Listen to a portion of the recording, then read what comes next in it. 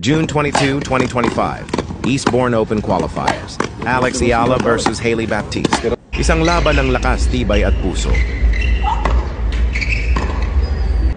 Unang set, kontrolado ni Baptiste. Pinahirapan niya si Alex gamit ang malalakas na forehand at solidong serve.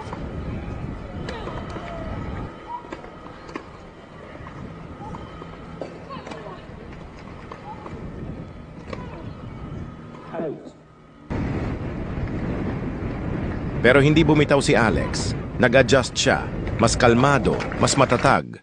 At sa ikalawang set, bumawi siya. Game, L. Pagdating ng third set, tuluyan nang nakuha ni Alex ang momentum.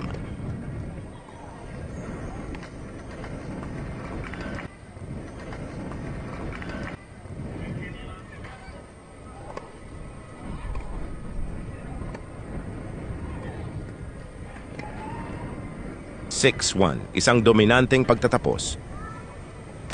Isang patunay na kahit matalo ka sa simula, pwedeng ikaw pa rin ang manalo sa dulo. Laban lang, Pilipinas.